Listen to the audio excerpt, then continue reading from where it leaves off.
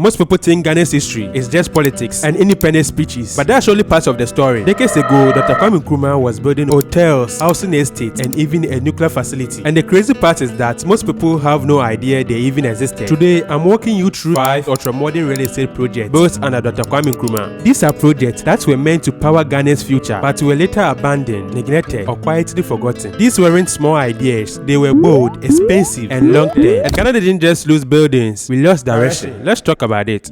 Okay, so let's start with Tema, because everything starts here. Tema wasn't supposed to be just another town, because in 1960, Kwame Nkrumah built the Meridian Hotel and was trying to set Tema as a Ghanaian's industrial powerhouse. He literally designed it as a machine. What I mean is every part had function: the port, the factories, the housing, and the roads. And right in the middle of that was the Meridian Hotel. Now people hear hotel and they think luxury, but that's not the point. The Meridian wasn't built for flexing or anything else. He had a very simple vision for it. It was built for business. Engineers coming to work at the port, foreign investors checking out factories, and even diplomats negotiating deals. This was their base. And through my research, I realized that indeed Nkrumah was visionary, because you don't build a place like that if you are taking small. He believed the country was about to explode industrially, but here's the problem. Once the politics changed, the productive long-term goal also changed too. By the late 1990s, the Meridian Hotel was abandoned. No proper replacement, no serious attempt to revive it, just silence. And today the building is still there, broken, empty, and embarrassing, because the vision that gave it life does not exist anymore.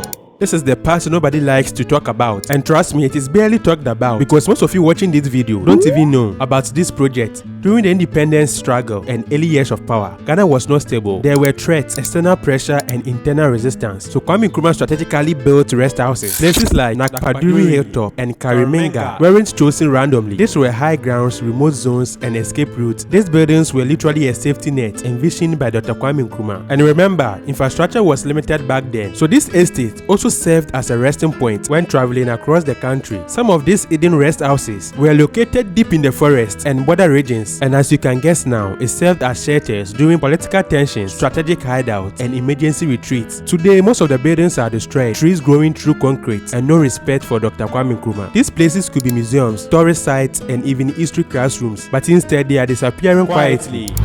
Peduase Lodge was Ghana's first presidential retreat. People thought it was a luxury hideaway, but no, it was a control room. Built in the Kwapem Hills, Peduase Lodge was Nkrumah's thinking place, a place to step away from all the noise and focus. The building had a library, a swimming pool, and even a theater. This is where Nkrumah would think, plan, and host important visitors. But unfortunately, after the 1966 coup, Peduase became a victim of bitterness, and this is why I am saying this. Anything connected to Nkrumah was treated like a disease.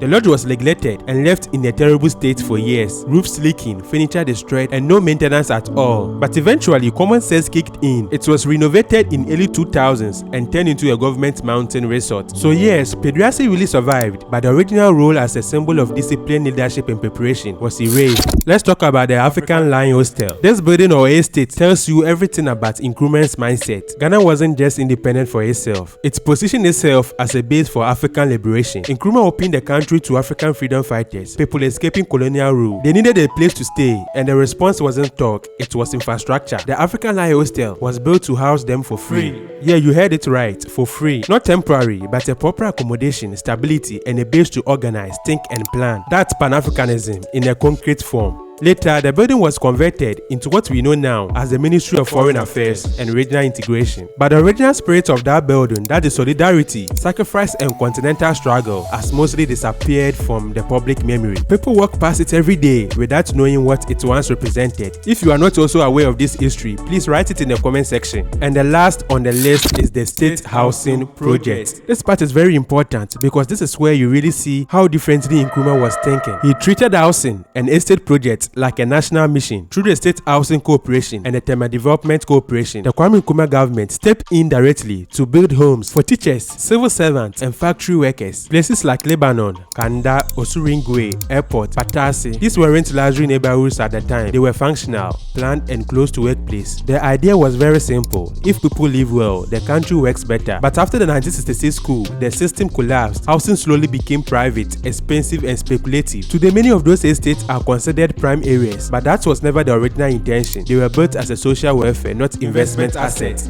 When you look at this project, it is very easy to say that was a very long time ago, but the real question should be, what changed? Kwame Nkrumah built with purpose and not just pressure.